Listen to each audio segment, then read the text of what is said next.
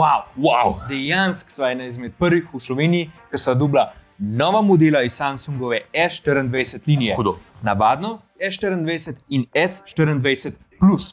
Tega niso pričakovala. Še 3 dni nazaj sem bila na Samsungovem dogodku v Štariju v Kranjski Gori, kjer smo se malo podružili in skupaj gledali Samsungov Unpack dogodek iz Kalifornije. Ja. Danes sta pa ta telefona že pred nama v studiu. Res, hvala Samsungu Slovenija, da nam je to omogočil. Tega niti nisem malo pričakovala. Škatli od telefonov, ki so jih dobili, sta bili že čisto nedotaknjeni, tako da so bila prva, ki so jih odprla. Drugače so pa Davor in Andraž za Sweetek TV in najin odziv na unboxing bo zaradi tega čist pristen. Ko mi čakava, kaj je bilo v škatli, da vidimo skupaj, tako da dajmo kar začeti.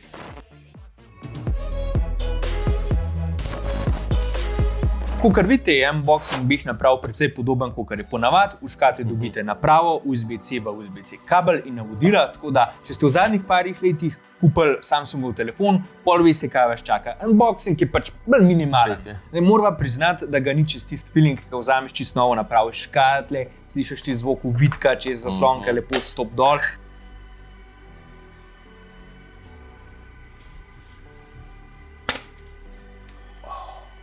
Pol pa še tisti von, čist nove naprave. Če je kje za iOS SMR, pol je to siguren unboxing.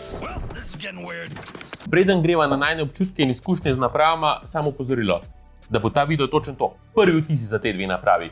Ne bova šla pregloboko spekse ali pa primerjave foto pa video, ker pravi nisem imela toliko časa, to bomo prešparali za še drug video, itak pa morajo dobiti še S24 Ultra, tako da dajte naj jo spremljati še za tisti video, ko bo vam prišel. Ok, ta prvi feeling, ki so vzela napravi v roki. Ful sta podobni ta novim iPhonom, kar pa je velik kompliment, ne kritika, daleč od tega.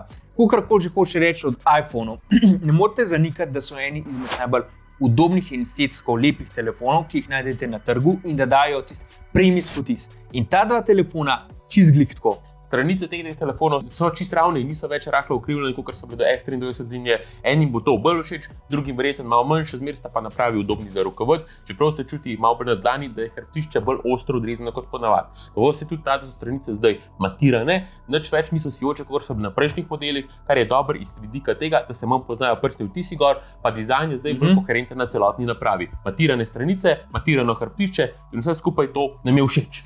Še to, stranice so iz močnejšega armiranega aluminija, kar pomeni, da so bolj vzdržljive od običnega aluminija, niso pa iz titana, ki so ga letos prvič vpeljali na S24 Ultra. Ta material je še zmeraj rezerviran za najbolj premijski model, zanj ga je tudi rezervirano steklo Gorilla Glass Armor, ta dva modela v studiu pa imata še zmeraj Gorilla Glass Victus 2. Ampak iskreno, ko so bila v Kranjski Gori, niso opazili neke hude razlike, ko so rokovali vse 3 naprave, tako da sigurno nimate feelinga, da bi bili ti 2 napravi zaradi tega, ker je manj premijski. Midva so telefona dobila v jantarno-rumeni barvi in kobaltno-vijolični, lahko jo dobite še v onyx črni in marmorni sivi barvi. Osebno nama je tale kobaltno-vijolična najljubša, sledila pa bi verjetno marmorna siva, tale jantarno-rumena je ok, ni pa nek vizualen presežek, je pa zanimiv, da barve na teh dveh napravah niso čisto iste kot pri Ultri, tam imajo vse barve predpolno titan in so po tenkih malo drugačne kot pri teh manjših vratih. Pojdimo dalje. Navaden S24 ima diagonalo 15,64 cm, S24 Plus pa 16,91 cm in je večja kot lansko leto, tako da se S24 Plus že počasi približuje Ultri. Da ne bo pomote, navadna S24 še zmeraj ni majhen telefon. Eni ljudje mislijo, da je velika toliko, kot je bil recimo iPhone mini. Sam verjemite, je večja. Je pa ta model cenovno najbolj dostopen od vseh 3, pa še najlažje z njim rokovati in v primerjavi z večjima bratoma res izpade manjši, kot dejansko je.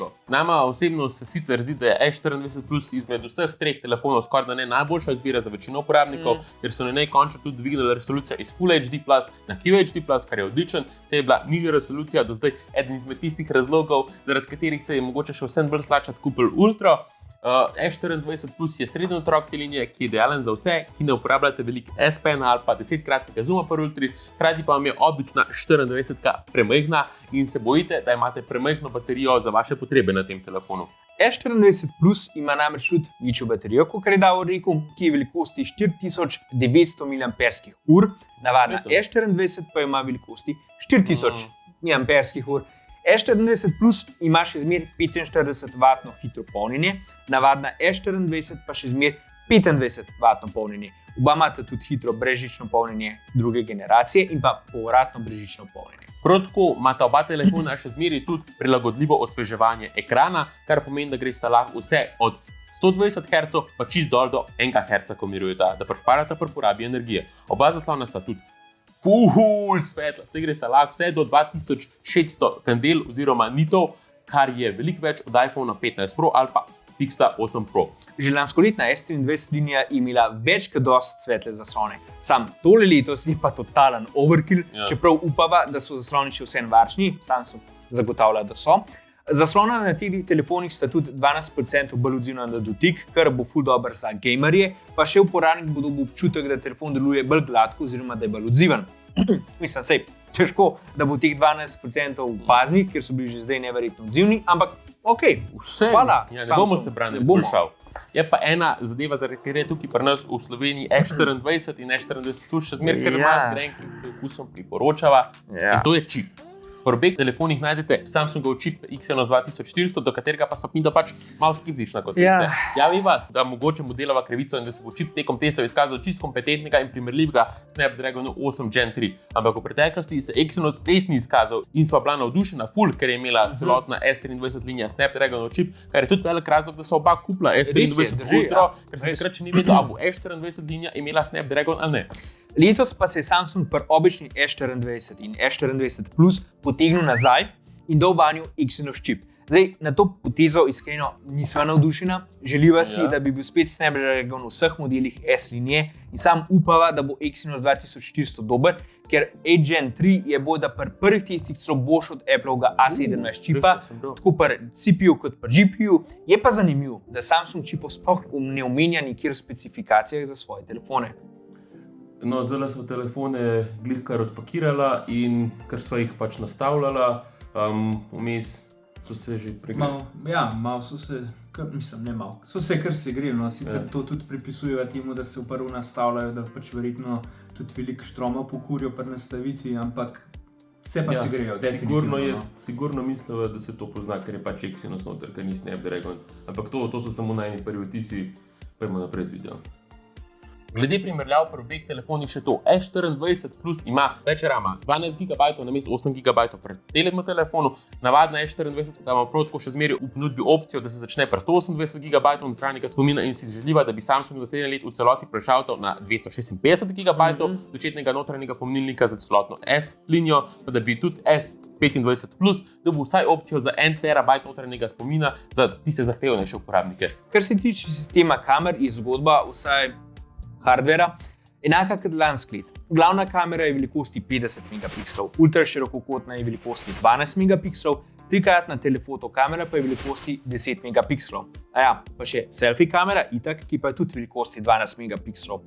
Vse je torej enak kot lansko leto. Kakor sva rekla, v tem videu se ne bova spuščala v oceno fotk in video, ker nisem imela dosti cajta s tema dvema napravama, da bi lahko naredila poglobljeno oceno.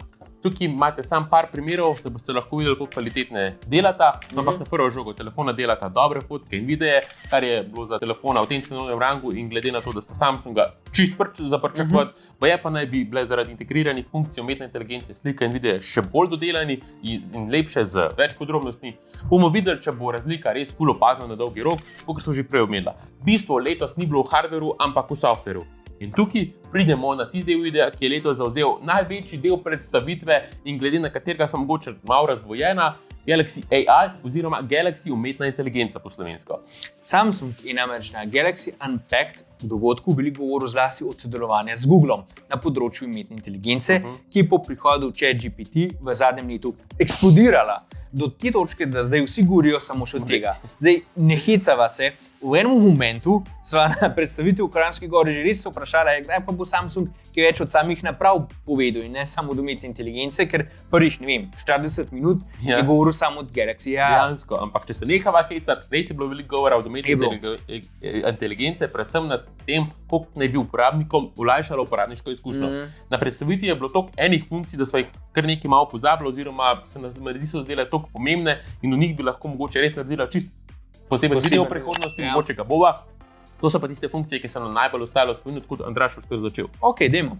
Prvič, iskanje z zaokroževanjem, ki vam omogoča, da v fotografiji ali pa v pauziranem videu pritisnete gumb za domov ali pa gumb, za namig poteze, pa se vam poklopi možnost, da narišete krog na predmetu, ki ga hočete najti na spletu in vam ga Google najde. Ta funkcija je bolj potrošniško naravnana, ker z njo lahko tudi kupite iskane predmete, sploh če jih ne znate dobro opisati. S to funkcijo lahko tudi ugotovite, za katero žival, rastlino ali pa hrano gre, poleg tega lahko iskanje naknadno dopolnite z dodatnimi podatki v iskalniku, da dobite še bolj točne zadetke. Včasih ste na podoben način mogoče iskali z Google Lens aplikacijo, sam je ta nov način bolj prijazen za uporabnika in da bi ga zato uporabljalo več ljudi. Edino, kar nam je pri tej funkciji še ni čisto jasen, je to, kako jo aktiviraš, če ne uporabljaš navigacijskih gumbov ali pa če pri gestah ne uporabiš namiga za geste, torej da ni une črtice na dnu ekrana. Druga uporabna funkcija, ki jo je Samsung pokazal, je pa prevajalnik v živo. Live Translate oziroma sprotno glasovno telefonsko prevajanje, ki vam omogoča, da če vi kličete nekoga ali pa če vas on pokliče in ne govorite istega jezika, vam ta funkcija v resničnem času znotraj Samsungove aplikacije telefon prevaja, ker vam se govornik govori po telefonu, da ga lahko razumete. Ta funkcija je zaenkrat podprta samo v 13 jezikih, za določene od njih oziroma za vse morate najprej tudi naložiti pakete, preden jih lahko uporabljate. Sam Samsung obljublja, da bo s cajtom podprl skozi več jezikov. Ta funkcija bo v bistvu lahko malo nadomestila Google prevajalnik, Samsung pa je toliko samozavesten v njeno uporabnost, da je v nastavitvah celo omogočil, da boste slišali samo prevedeni glas od sogovornika, ne pa tudi tega začetnega izvornega jezika. Pogumno Samsung upava, da bo to res dobro delovalo. Ta funkcija bo zelo uporabna sploh za tiste, ki naredite veliko mednarodnih klicev ali pa veliko potujete v tujino. Na začetku zaenkrat verjetno ne bo še čisto ok delal, ampak se verjetno bo skozi čas izboljšval in upava, da se prilagaja in izboljša tako, kar se more. Tretja večja AI funkcija pa je pomoč pri prepisu. Omogoča vam, da če imate posnetek nekega predavanja ali pa intervjuja, da vam naredi prepis v tekstovno obliko, pol pa vam lahko naredi še kratek povzetek bistvenih informacij, ker bo ful pomagal pri delanju zapiskov iz predavanj za študente in verjamejo, da bo marsikateri od njih na ta račun tudi kaj zaslužil s hitrim delanjem zapiskov. Ja? Ampak spet, slovenščina zaenkrat še ni podprta, ker pomeni, da je zadeva na papirju dobra, če je veliko vaše komunikacije v angleščini. Sam za enega povprečnega slovenskega uporabnika pa zaenkrat, če ne bo pač polno uporabna. To pa sploh še niso bile vse funkcije. Samsung je predstavil tudi pomoč za pisanje dokumentov, pomoč za zapiske, prevajanje in izpisovanje pogovorov na razdeljenem zaslonu, pomoč za prepis intervjujev, generativno urejanje slik, izboljšano nočno fotografiranje, trike pri urejanju fotografij še dodatne in še bi jih lahko naštevala. Pač res je bilo veliko stvari v zvezi z umetno inteligenco omenjeno, za kar bi res rabila narediti poseben video. Za konec na hitro lahko omenila še tole generativno urejanje slik, kjer boste lahko dejansko nek subjekt oziroma človeka predstavili na drug del slike in telefon bo avtomatsko zapolnil premaknen del, hkrati pa boste stvari lahko zbrisali iz ozadja. Če bo to res dobro delalo, bo res super funkcija za imeti. Je pa pomembno vedeti, da bo v metapodatkih od slike zapisano, da se je slika spremenila in levo spodaj bo dodan tudi znak, ki to označuje. Upava samo, da bodo te funkcije tudi dejansko uporabne v praksi in da jih bodo uporabniki masovno uporabljali, če ne bo to pač rato gimik. In čez par let ne bo več noben teh govorov, kar bi bilo škoda, ker prihodnost dejansko leži v umetni inteligenci. Konec koncev pa bo mogel iniciativo do neke mere narediti tudi sam Samsung, ki bo mogel sčasoma podpreti tudi slovenski pa druge jezike, ker drugače določene funkcije, ki so jih prej omenila, nikoli ne bodo na polno zaživele. No, lahko pa omenila, da kar pa sami da sprobala v angleščini, pa je bilo kar v redu in so bila kar dosti navdušena. Baje pa se govori, da bo Galaxy AI zaenkrat sigurno zaslon do konca leta 2025, potem pa se bodo verjetno odločili, kako naprej, glede na to, kako se bo paril. Prišel ne bi pa tudi na določene starejše modele. Nama je pa neizmerno všeč nekaj, kar mogoče ostali sploh niste zaznali in morava zato posebej pohvaliti Samsung. Na predstavitvi so namreč rekli, da bosta oba telefona in tudi 24 Ultra dobili 7 let posodobitev v operacijskega sistema in 7 let varnostnih uprav, kar je ful pomemben, če dolg časa planirate obdržati napravo ali pa jo nameravate prodati in bi mogla bistveno manj padati vrednost telefona čez leta, kot je bilo to zdaj pri Samsungovih napravah. Če zraven še upoštevate, da je Samsung res izpilil svojo programsko opremo in izgled vmesnika in da bo tudi One UI 6.1 prinesel boljšo optimizacijo in lepše animacije, pol je to res dobra novica za vse. Še to, kolaboracija med Samsungom in Googlom je prinesla tudi to, da se je Googleova funkcija Nearby Share združila Samsungovo Quick Share. tako da bo Android končno imel poenotenega tekmeca proti Applovemu AirDropu, ker bo tudi za naju full fun, glede na to, da funkcijo res veliko uporabljava. Upava samo, da se bo leta, zdaj ko je združena v eno, začela bolj promovirati, da bo folk sploh videl, da obstaja. Ja. Kaj pa cena? Začetne cene za navadno S24 z 128 GB še ne veva, ker se še niso začele prodajati, je pa cena za 256 GB verzijo 899 € na Samsungovi spletni strani, tudi začetne cene za 256 GB verzijo veliko S24 Plus ne veva, ker je tudi niso začele prodajati, je pa različica s 512 GB na spletni strani na voljo za 1149 €, kar ni toliko slabo. Ne, sploh ne. To je bil strnjen opis za ta video, glede na kratek čas, ki so ga imela z obima napravama, sta zelo udobni za rokovanje, zelo odzivni in tudi zelo lahki. Je pa res, da se nam že zadnjič v Kranjski Gori zdela lahka tudi S24 Ultra, tako da, v kateri bova več povedala v bodočem videu. Mislila, da sta S24 in S24 Plus primerni napravi za vse tiste, ki imate že par let stare telefone, torej recimo starejše od S22 linije ali pa še starejše, pa še zmeraj ne bi želeli celotnega premoženja za Ultra ali pa si želite sam manjši telefon. Res je tudi sicer neki. S23 linija je bila že tako dobra, da se S24 linija zdi mogoče malo kot manjša posodobitev v določenih primerih, pa je lahko celo korak nazaj, sploh če se navežemo na čip. Bomo pa videli, kako se vse to skupaj odnese na dolgi rok. S24 in S24 Plus sta sigurno vrhunski napravi. Sploh S24 Plus je dobil res lepo, gre za slona in ga letos do vseh treh najbolj priporočava. Boste najdeli kakšen hud popust na lanskoletne naprave, bodo pa tudi čiste, še čist dobre, razen če vam je umetna inteligenca ful pomembna, pol se raje odločite za S24 linijo, ker zaenkrat še ne vemo, kdaj bodo vse tiste preomenjene funkcije prišle tudi na S23 ne pa bi prišle. Več od obeh teh dveh naprav bo rekla, ko jo Orange testirava, za danes pa je to vse. Še enkrat hvala Samsungu Slovenija, da nam je posodil telefona za današnji video. Iskreno vam hvala, kakor tudi hvala vam, cenjene gledalke in spoštovani gledalci, da ste nas gledali. Mi se tudi pa še kmalu vidimo itak v naslednjem videu. Čau!